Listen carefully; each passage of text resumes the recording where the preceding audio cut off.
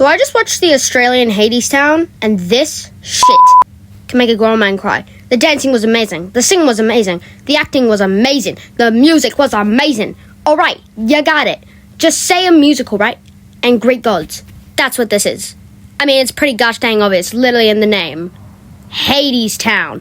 So the story begins with Orpheus and Eurydice, and if you don't know who that is, you're about to find out. The entire musical begins with a song called Road to Hell, which is a great song, by the way, and then it cuts to Orpheus rizzing up Eurydice by telling her he can make spring come with one song. First, Eurydice is like, ew, but then Eurydice finds out he's actually kind of cool. So they go home together, but then, out of nowhere, Persephone shows up. And if you don't know who that is, she's the wife of Hades and the goddess of spring. So she comes back up to Earth because she spent her half a year with Hades. And also because it's been winter for half a year, so she has to bring summer again. But there's an issue. Hades is too big of a bitch, and he can't stay in the underworld alone. So Hades forces Persephone to return to the underworld early, leaving everyone in despair because it's now staying winter for another half a year, leaving no food because all the plants are dying because it's staying winter and they're having no sunlight and no water. So everyone's dying and it's all going badly.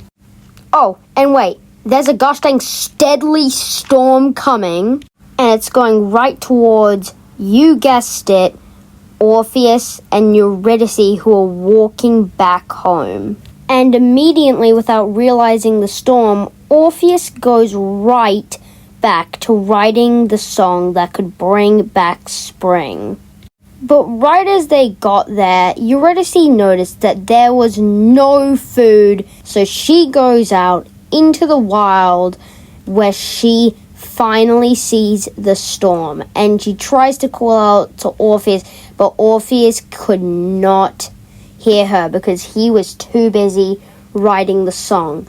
So Eurydice makes a deadly risk and goes out to try to find some food and water, but she gets interrupted by the Sister of Fates, who are basically just there to tell Eurydice that she's a failure and that she has no purpose.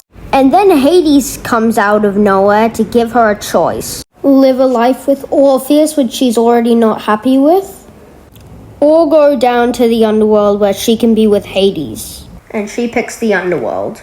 You're wondering why Hades wants Eurydice to come down to the underworld when he has Persephone? Well, Persephone wants to break up. So down in the underworld, Eurydice has to mine and do all this work, because it turns out Hades actually tricked her just to go into the underworld, so that's fun.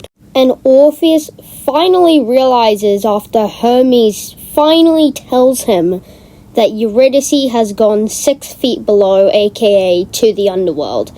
And then Orpheus sings a great song, by the way, called Wait For Me, I'm Coming Too, which is just a fabulous song, which was absolutely beautiful in the performance. And basically he does just that. He goes down to the underworld and he tries to escort Eurydice out. However, Hades is not taking it. He wants Eurydice to stay because obviously hell's a place where you have to be tortured for eternity. So he's like, nah, she can't come back. But I'll make you a deal. So Hades says if Orpheus sings him a song so beautiful, like really beautiful, that can bring him back to his youth, he'll let Eurydice go. And Orpheus does exactly that. So remember that song I told you about, and this is how he rizzed up Eurydice by a song that can bring back summer? Well, yeah, he sings exactly that song. And, like, Hades is, like, crying, bro. He is crying. He's like that. Well, he doesn't say this, but we all know he was like, that's beautiful. But he can't accept the fact of loss. So, yes, he accepts Eurydice going. Except if Orpheus turns back to see if Eurydice is following him or if Eurydice is by his side, Eurydice will have to be gone back into hell and there's nothing Orpheus can do about it. And they're like, okay. So they go through the tunnel and everything, right? And Orpheus gets out the tunnel, and thinking Eurydice is out the tunnel, he looks back. And Eurydice still hasn't gotten out of the tunnel, so she gets sucked back into hell. And that's it. That's the end of it.